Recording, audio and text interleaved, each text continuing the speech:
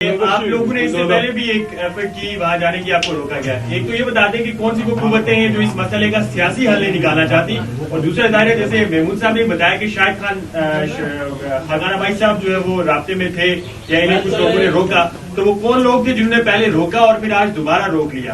تو یہ چل کیا رہے ہم نے؟ کوئی نہیں روک رہا یار، سڑک پہ آج روکا گیا اور ہم نے فیصلہ کیا تھا کہ منڈے پچھلے منڈے عاشورہ کی وجہ سے، اور ہم نے فیصلہ کیا کہ ہم اتوار کو جائیں گے. اتوار کو راستے میں طبیعت ٹھیک نہیں تھی تو منڈے کا فیصلہ ہوا. تو ہمیں وہ ہمارا ملک ہے وہاں جانے سے کوئی روک نہیں سکتا.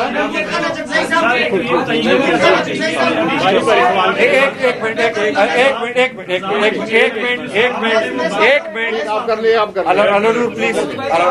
چلو الانور جی الانور بولے پلیز. کشمیر جانے سے روکنے کے معاملے پر کیا آپ پاکستان میں سمجھتے ہیں کہ طاقت کی حکمرانی ہے، اور اس طاقت کی حکمرانی حکومت کے پاس ہے یا نہیں اسٹیبلشمنٹ کے پاس ہے؟ پاکستان میں یار یہ سوال ہو گیا نا، چلے آپ نے کر دیا ہے نا.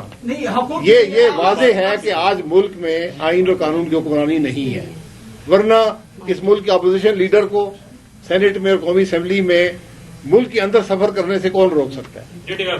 بات ختم ہو جائے. آپ اور کے سوال اب آپ کر لیں. ہو گیا نا. کیا گیا ہے 4 ماہ ہو گئے ہیلتھ کارڈ کا، جنہوں نے کہا وفاقی حکومت نے ہم نے ہیلتھ کارڈ دیا وہ کہیں نہیں چل رہا تھا کسی بھی بار میں.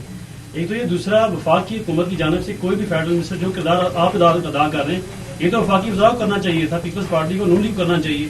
ان کی وہ 12 سیٹیں کیا اتنی ضروری ہیں کہ یہ ہم نے بات کر دی ہے نا. یہ بات اس میں کہ ہم آج بھی توقع کرتے ہیں کہ حکومت کرے، ہمیں کوئی سیاست نہیں چمکانی یہاں پر. تمام جماعتیں جو تحریک تحفظ یعنی پاکستان کی ہیں وہ ایک پیج پہ نظر آ رہی ہیں. اب اگلا نیا عمل کیا ایک ہوگا؟ بڑے مقصد کے لیے کہ خرابی سے بچیں، اس مقصد کے لیے سب اکٹھے ہیں. آئین اور قانون کی حکمرانی کے لیے سب اکٹھے ہیں. اگلا لاہم کیا ہوگا؟ لائمل اب ہم نے کہا ہے حکومت کو کہ وہ فیصلہ کر لیں. ان سے نہیں ہوتا تو ہم حاضر ہیں. مولانا فضل الرحمان صاحب ہیں، ان کو ثالثی بنانا چاہتے ہیں، ضرور بنائیں، وہ جا کے حل کر لیں. یہ بات چیت سے چند دنوں میں مسئلہ حل ہو جائے گا. یہ کوئی ایسے بڑا مشکل کام نہیں ہے. بات سننی ہے. یہ شاہد صاحب یہ آپ لوگوں کو جانے تو نہیں دیا گیا، لیکن میڈیا بلیک آؤٹ ہے، انٹرنیٹ سروسز وہاں بند کی ہوئی ہیں اور وہاں سے رابطہ کچھ نہیں ہو رہا. پورے کشمیر میں سروسز بند ہیں. کہیں ایسا تو نہیں کہ جس طرح کچھ خبریں آ رہی ہیں شاید وہ پروپیگنڈا ہی ہو کہ بہت زیادہ کلنگ ہوئی ہے وہاں، خوراک کی وجہ سے مسائل ہیں، کرش کرنے کا ارادہ ہے. کہیں آپ لوگوں کو اس لیے تو نہیں جانے دیا گیا جس طرح کی خبریں سوشل میڈیا ہی کی حد تک ہیں کہ ان چیزوں کو چھپانے کا ارادہ ہے؟ دیکھیں، جب آپ حقائق کو چھپائیں گے، میڈیا میں نہیں آئے گا، طرح طرح کی باتیں پھیلیں گی، تو ہم وہاں جاتے، ان کی بات سنتے، مسئلہ حل ہو جاتا.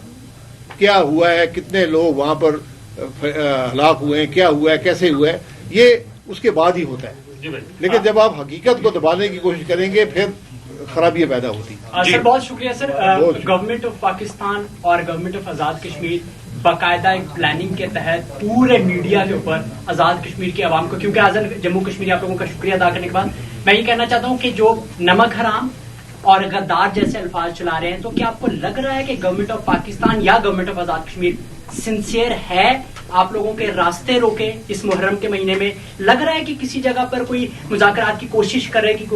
دیکھیں بات یہ ہے آئین ایک سماجی معاہدہ ہے، سوشل کانٹریکٹ لوگوں کو اکٹھے رکھنے کا. وہ آئین ہائی ٹریزن اس بات کو کہتا ہے جو آئین کو چھیڑتا ہے، جو آئین کو پاڑتا ہے، جو آئین کا درخور اتنا نہیں، جو آئین کو سسپینڈ کرتا ہے.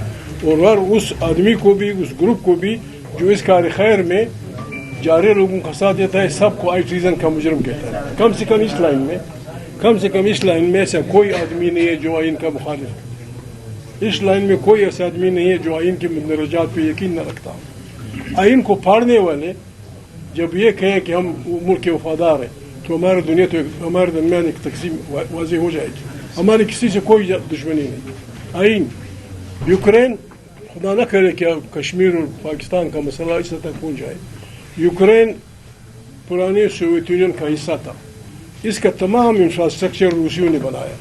इसका तमाम सब कुछ निज़ाम रूसियों ने बनाया है। उनके दरमियान तलखियाँ यहाँ तक फैल गई हैं कि अब यूक्रेन को संभालना रूस के लिए मुश्किल है। गर्ब ने उनको एंटी फलाना दे दिया है। देखिए, खुदा को मानो, कश्मीर बड़ा वो है, नाजुक मसला है। आपके जिस तरह खाकान अब्बासी ने कहा इसका फ़ायदा किसको पहुँचेगा। खुदा न खास्ता अगर आपने उनको उस तरफ पुश किया फिर आपके लिए संभालने का मुश्किल हो जाएगा। हम एक बात तय करते हैं, हम इन हालात में हुकूमत पाकिस्तान के एलची बनकर नहीं जाएंगे। हम बहैसियत शरीफ इंसानों के दोनों का मैंडेट सुन के आपको बता देंगे कि नुकसान कहाँ है, और नुकसान वाले से रिक्वेस्ट करेंगे कि प्लीज़ इसे पीछे हटो।